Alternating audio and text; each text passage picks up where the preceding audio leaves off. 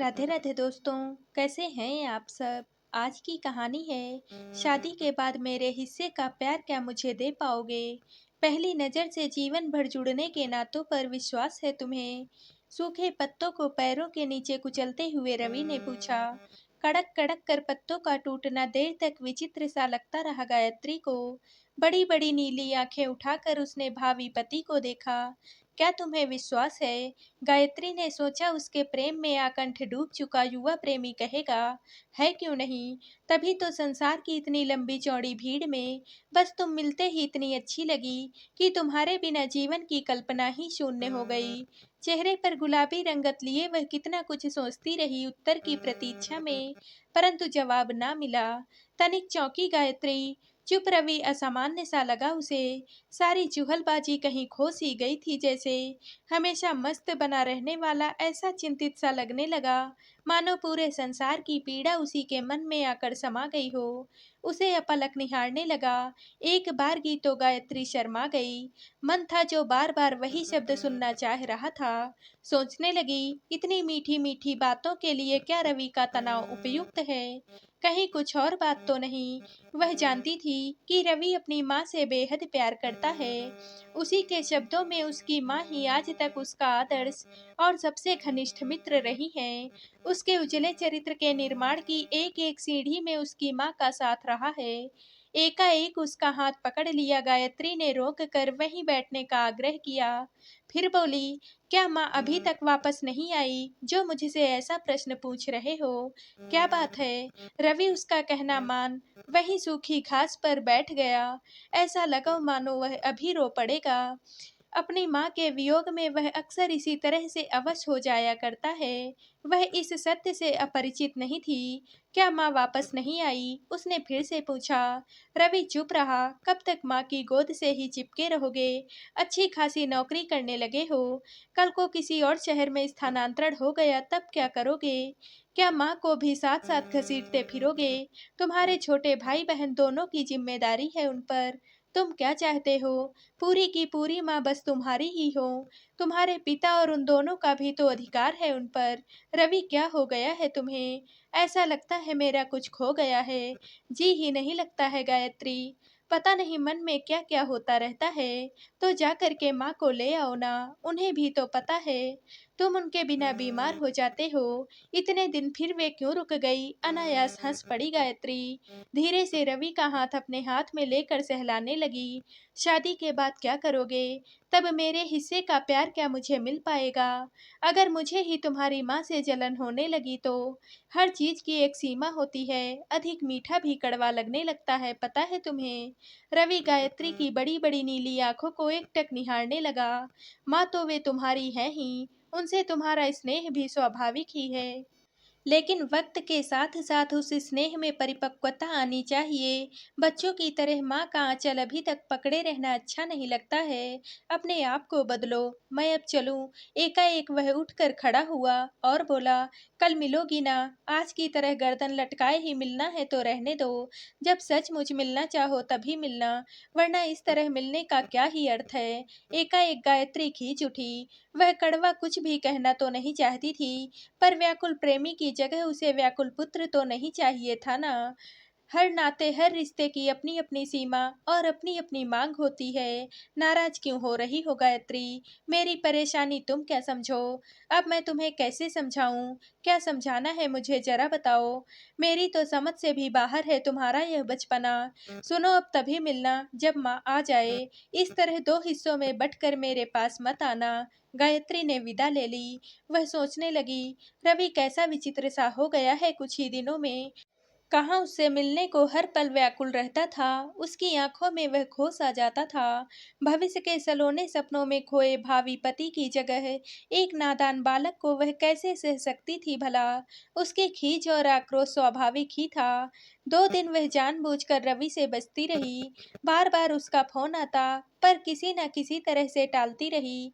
चाहती थी इतना व्याकुल हो जाए कि स्वयं उसके घर चल कर आ जाए।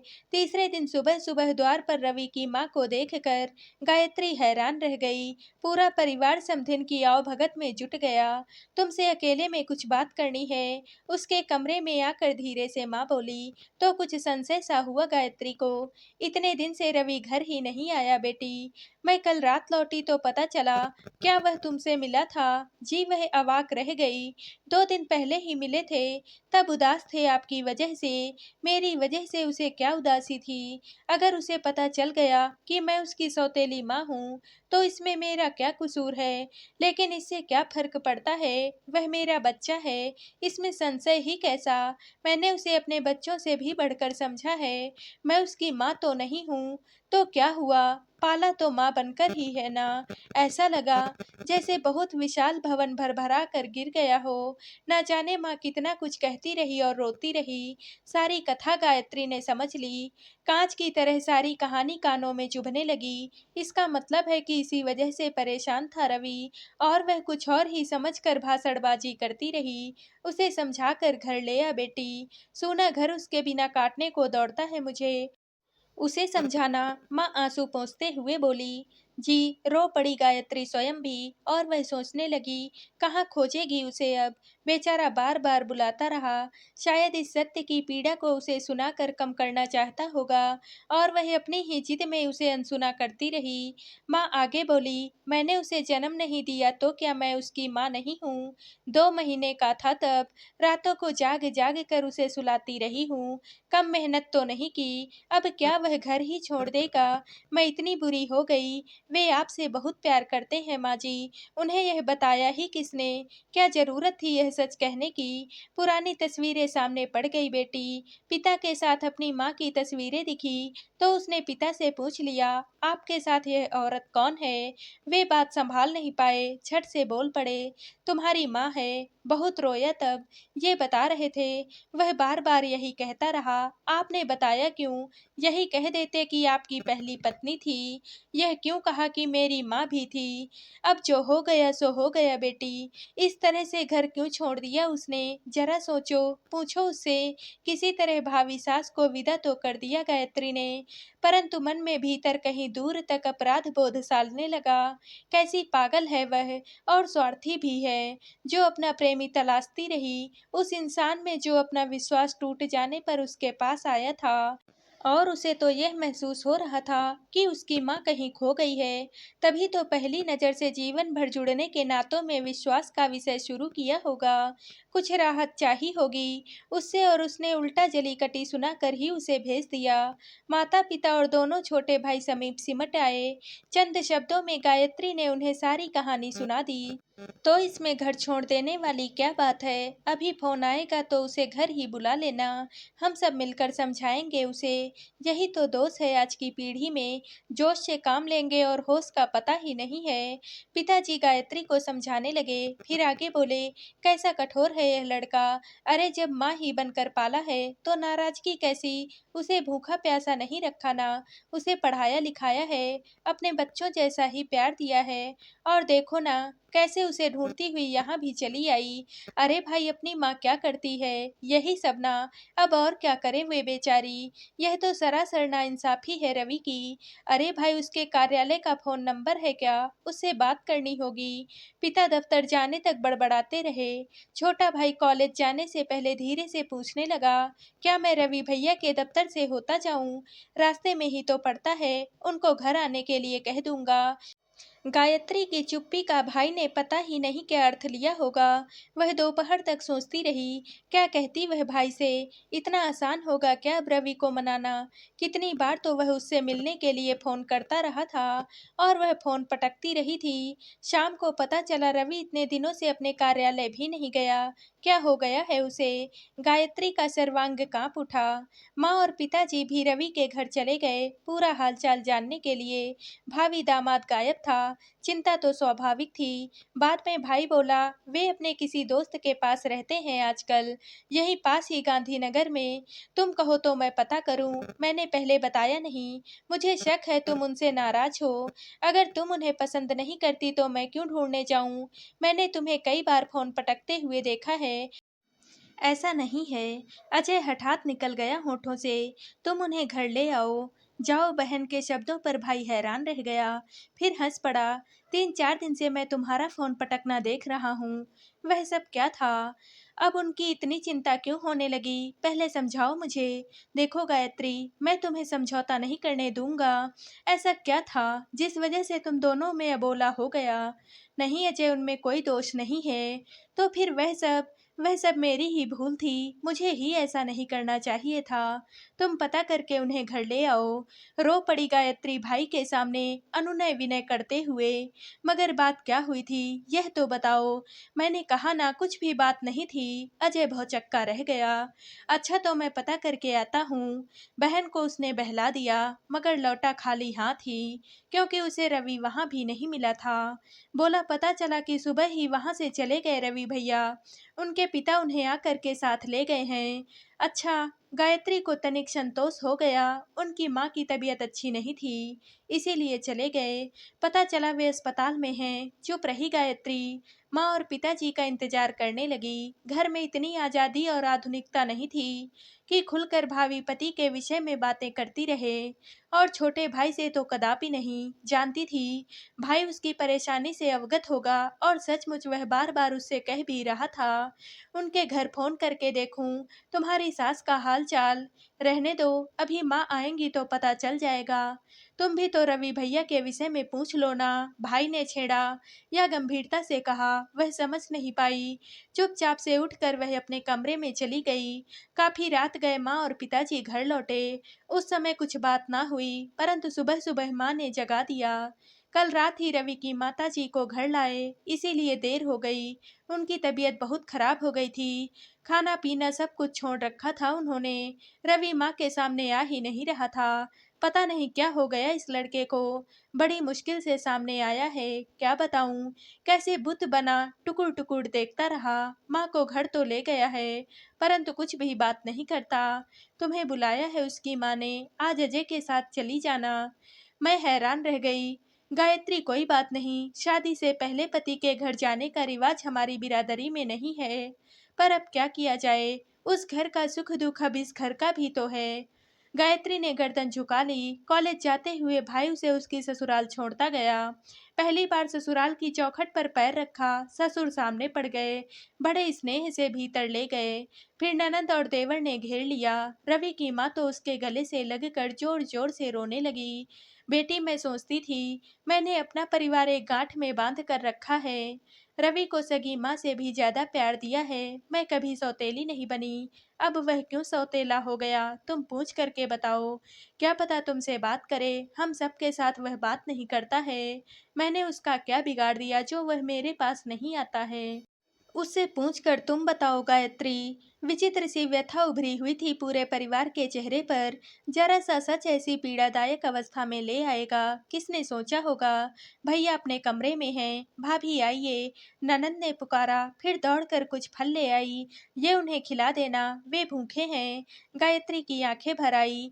जिस परिवार की जिम्मेदारी शादी के बाद संभालनी थी, उसने समय से पूर्व ही उसे पुकार लिया था। कमरे का द्वार खोला तो हैरान रह गई। अस्त व्यस्त बड़ी दाढ़ी में कैसा लग रहा था रवि। आंखें नीचे चुपचाप पड़ा था। ऐसा प्रतीत हुआ मानो महीनों से बीमार हो। क्या कहे वह उससे, कैसे बात शुरू करे। नाराज होकर उसका भी अपमान कर दिया तो क्या होगा। बड़ी मुश्किल से समीप बैठी और माथे पर हाथ रखा। रवि, आंखें सुर्ख हो गई थी रवि की। गायत्री ने सोचा क्या रोता रहता है अकेले में। माँ ने कहा था वह पत्थर सा हो गया है। रवि, यह क्या हो गया है तुम्हें? अपनी भूल का आभास था उसे। बलात् होठों से निकल गया, मुझे माफ कर दो। मुझे तुम्हारी बात सुननी चाहिए थी। मुझसे ऐसा क्या हो गया, यह नहीं होना चाहिए था। सहसा स्वर घुट गया गायत्री का। वह रवि जिसने कभी उसका हाथ भी नहीं पकड़ा था, अचानक उसकी गोद में सिर छिपाकर जोर जोर से रोने लगा। उसे दोनों बाहों में कस के बांध लिया। उसे इस व्यवहार की आशा ही कहाँ थी। पुरुष भी कभी इस तरह से रोते हैं। गायत्री को बलिष्ठ बाहों का अधिकार निष्प्राण करने लगा। यह क्या हो गया रवि को? स्वयं को छुड़ाए भी तो कैसे, बालक के समान रोता ही जा रहा था। रवि रवि बस। हिम्मत करके उसका चेहरा सामने किया। ऐसा लगता है मैं अनाथ हो गया हूँ। मेरी माँ मर गई है गायत्री, मेरी माँ मर गई है। उनके बिना कैसे जिंदा रहूँ, कहाँ जाऊँ, बताओ। उसके शब्द सुनकर गायत्री भी रो पड़ी। स्वयं को छुड़ा नहीं पाई, बल्कि धीरे से अपने हाथों से उसका चेहरा थपथपा दिया। ऐसा लगता है आज तक जितना जिया सब कुछ झूठ था। किसी ने मेरी छाती में से दिल ही खींच लिया है। ऐसा मत सोचो। रवि, तुम्हारी माँ जिंदा है, वे बीमार हैं। तुम कुछ नहीं खाते तो उन्होंने भी खाना पीना छोड़ रखा है। उनके पास क्यों नहीं जाते हो? उनमें तो तुम्हारे प्राण अटके हैं ना। फिर क्यों उन्हें इस तरह से सता रहे हो? वे मेरी माँ नहीं है, पिताजी ने बताया है। बताया तो क्या जुर्म हो गया? एक सच बता देने से सारा जीवन मिथ्या कैसे हो गया? क्या? रवि टुकुर टुकुर उसका मुंह देखने लगा। क्षण भर को हाथों का दबाव गायत्री के शरीर पर कम हो गया। वे मुझे बिना माँ के बच्चे पर दया करती रही, अपने बच्चों के मुंह से छीन कर मुझे खिलाती रही, इतने साल मेरी परछाई बनी रही। क्यों? दया वसीना, वे मेरी सौतेली माँ हैं। दया इतने वर्षों तक नहीं निभाई जाती है रवि। 2-4 दिन उनके साथ रहे हो क्या, जो ऐसा सोच रहे हो? वे बहुत प्यार करती हैं तुमसे, अपने बच्चों से बढ़कर हमेशा तुम्हें प्यार करती रही। क्या उसका मोल इस तरह सौतेला शब्द कह करके चुकाओगे? कैसे इंसान हो तुम? एकाएक उसे परे हटा दिया गायत्री ने। बोले, उन्हें सौतेला जान जो पीड़ा पहुंची थी, उसका इलाज उन्हीं की गोद में है रवि, जिन्होंने तुम्हें पाल पोस कर बड़ा किया है। मेरी गोद में नहीं है, जिससे तुम्हारी जान पहचान कुछ ही महीनों की है। तुम अपनी माँ के नहीं हो पाए तो मेरे क्या होगे? कैसे निभाओगे मेरे साथ? लपक कर उसका हाथ पकड़ लिया रवि ने। मैं अपनी माँ का नहीं हूँ, तुमने यह कैसे सोच लिया? तो उनसे बात क्यों नहीं करते हो? क्यों इतना रुला रहे हो उन्हें? हिम्मत नहीं होती है? उन्हें या भाई बहन को देखते ही कानों में सौतेला शब्द गूंजने लगता है। ऐसा लगता है मैं दया का पात्र हूँ। दया के पात्र तो वे सब बने पड़े हैं तुम्हारी वजह से। मन से यह वहम निकालो और माँ के पास चलो। आओ मेरे साथ। ना, रवि ने गर्दन हिला दी इनकार में। माँ के पास नहीं जाऊंगा। माँ के पास तो अब मैं कभी नहीं जाऊंगा। इसकी वजह क्या है, मुझे समझाओ। क्यों नहीं जाओगे उनके पास? क्या महसूस होता है उनके पास जाने से? एकाएक स्वयं ही उसकी बाह सहला दी गायत्री ने। निरीह असहाय बालक सा वह अवरुद्ध कंठ और डबडबाए नेत्रों से उसे निहारने लगा। तुम्हें 2 महीने का छोड़ा था तुम्हारी माँ ने, उसके बाद इन्होंने ही पाला है ना। तुम तो इन्हें अपना सर्वस्व मानते रहे हो। तुम ही कहते थे ना, तुम्हारी माँ जैसी माँ किसी की भी नहीं है। जब वह सच सामने आ ही गया है, तो उससे मुंह छिपाने का क्या अर्थ है? वर्तमान को भूत में क्यों मिला रहे हो? अब तुम्हारा कर्तव्य शुरू होता है रवि। उन्हें अपनी सेवा से अभिभूत करना होगा। कल उन्होंने तुम्हें तन मन से चाहा, आज तुम चाहो। जब तुम निस्सहाय थे, उन्होंने तुम्हें गोद में ले लिया था। आज तुम यह प्रमाणित करो कि सौतेला शब्द गाली नहीं है। यह सदा गाली जैसा नहीं होता है। बीमार माँ को अपना सहारा दो रवि। सच को उसके स्वाभाविक रूप में स्वीकार करना सीखो। उससे मुंह मत छिपाओ। माँ मुझे इतना अधिक क्यों चाहती रही गायत्री? मेरे मन में सदा यही भाव जागता रहा कि वे सिर्फ मेरी हैं। छोटे भाई बहन को भी उनके समीप नहीं फटकने दिया। माँ ने कभी भी विरोध नहीं किया। ऐसा क्यों गायत्री? कभी तो मुझे परे धकेलती, कभी तो कहती कुछ। रवि फिर से भावुक होने लगा। हो सकता है वे स्वाभाविक रूप में ही तुम्हें ज्यादा स्नेह देती रही हों। तुम सदा से ही शांत रहने वाले इंसान रहे हो। उद्दंड होते तो जरूर डांटती, किंतु बिना वजह तुम्हें परे क्यों धकेल देती? गायत्री, मैं इतना बड़ा सच सह नहीं पा रहा हूँ। मैं सोच भी नहीं सकता हूँ। ऐसा लगता है पैरों के नीचे से जमीन ही सरक गई हो। क्या हो गया है तुम्हें? इतने कमजोर क्यों होते जा रहे हो? कुछ ऐसी स्थिति चली आई, शायद उसका यही इलाज भी था। स्नेह से गायत्री ने स्वयं ही अपने समीप खींच लिया रवि को। कोमल बाहु पास में बांध लिया। भर्राए स्वर में गिला भी किया रवि ने।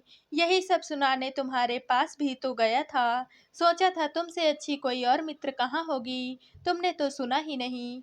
मैं कितने दिन इधर उधर भटकता रहा। मैं कहाँ जाऊं, कुछ भी समझ नहीं पाता। माँ के पास चलो, आओ मेरे साथ। मैं जानती हूँ उन्हीं के पास जाने को छटपटा रहे हो। चलो उठो। रवि चुप रहा, भावी पत्नी की आंखों में कुछ ढूंढने लगा। गायत्री तनिक गुस्से से बोली, जीवन में बहुत कुछ सहना पड़ता है। यह जरा सा सच नहीं सह पा रहे हो तो बड़े बड़े सच कैसे सहोगे? आओ मेरे साथ चलो। रवि खामोशी से उसे घूरता रहा। देखो आज तुम्हारी माँ इतनी मजबूर हो गई है कि मेरे सामने हाथ जोड़े हैं उन्होंने। तुम्हें समझाने के लिए मुझे बुला भेजा है। तुम तो जानते ही हो हम लोगों में शादी से पहले एक दूसरे के घर नहीं जाते हैं, परंतु मुझे बुलाया है उन्होंने तुम्हें समझाने के लिए। अपनी माँ का और मेरा मान रखना होगा तुम्हें। मेरे साथ अपनी माँ और भाई बहन से मिलना होगा और बड़ा भाई बनकर उनसे बात करनी होगी। उठो रवि, चलो चलो ना। अपने अस्तित्व में समाये बालक समान सुबकते भावी पति को कितनी देर तक सहलाती रही गायत्री। आंचल से कई बार चेहरा भी पोंछा। रवि उधेड़ बुन में था। बोला, माँ मेरे पास क्यों नहीं आती? क्यों नहीं मुझे बुलाती? वे तुम्हारी माँ हैं, तुम उनके बेटे हो, वे क्यों आए तुम्हारे पास? तुम स्वयं ही रूठे हो, स्वयं ही मानना होगा तुम्हें। पिताजी माँ को मेरे कमरे में नहीं आने देना चाहते, मुझे पता है। मैंने उन्हें माँ को रोकते हुए सुना है। ठीक ही तो कर रहे हैं। उनकी भी पत्नी के मान सम्मान का प्रश्न है। तुम उनके बच्चे हो तो बच्चे ही क्यों नहीं बनते? क्या यह जरूरी है कि सदा तुम ही अपना अधिकार प्रमाणित करते रहो? क्या उन्हें हक नहीं है? बड़ी मुश्किल से गायत्री ने उसे अपने शरीर से अलग किया। प्रथम स्पर्श की मधुर अनुभूतियां, एक अलग ही वातावरण और उलझे हुए वार्तालाप की भेंट चढ़ चुकी थी। ऐसा लगा ही नहीं कि पहली बार उसे छुआ है। साधिकार उसका मस्तक चूम लिया गायत्री ने। गायत्री पर पूरी तरह से आश्रित होकर वह धीरे से उठा। तुम भी साथ चलोगी ना? हाँ, वह तनिक सा मुस्कुरा दी। फिर उसका हाथ पकड़कर सचमुच वह बीमार माँ के समीप चला आया। अस्वस्थ और कमजोर माँ को बाहों में बांधकर जोर जोर से रोने लगा। मैंने तुमसे कितनी बार कहा है, तुम मुझे छोड़कर कहीं भी मत जाया करो। उसे गोद में लेकर चूमते हुए माँ रोने लगी। छोटी बहन और भाई शायद इस नई कहानी से पूरी तरह से टूट गए थे, परंतु अब वह फिर से जुड़ गए थे। बड़े भाई ने माँ पर सदा से ही ज्यादा अधिकार रखा था, इसकी उन्हें आदत थी। अब सभी प्रसन्न दिखाई दे रहे थे। तुम कहीं खो सी गई थी। माँ कहाँ चली गई थी बोलो? पुत्र के प्रश्न पर माँ धीरे से समझाने लगी। देखो रवि, सामने गायत्री खड़ी है, क्या सोचेगी? अब तुम बड़े हो गए हो, तुम्हारे लिए भी बड़ा हो गया हूँ क्या? नहीं रे। स्नेह से उसका माथा चूमने लगी। आजा बेटी मेरे पास आजा। माँ ने गायत्री को पास बुलाया और स्नेह से गले लगा लिया। छोटा बेटा और बेटी भी माँ की गोद में सिमट आए। पिताजी चश्मा उतार कर आंखें पोंछने लगे। गायत्री बारी बारी से सबका मुंह देखने लगी। वह सोच रही थी, क्या शादी के बाद वह इस माँ के स्नेह के प्रति कभी उदासीन हो पाएगी? क्या पति का स्नेह बढ़ते देखकर ईर्ष्या का भाव मन में लाएगी? शायद नहीं, कभी भी नहीं। तो दोस्तों, आप सबको यह कहानी कैसी लगी कमेंट करके जरूर बताइएगा और वीडियो को लाइक व शेयर कीजिएगा। दोस्तों, अगर आप इस चैनल पर नए हैं और अब तक आपने हमारे चैनल को सब्सक्राइब नहीं किया है तो प्लीज़ और कहानियों से जुड़ने के लिए हमारे चैनल को सब्सक्राइब कर लीजिएगा। कल मिलते हैं एक और नई कहानी के साथ। आप सभी का बहुत बहुत धन्यवाद।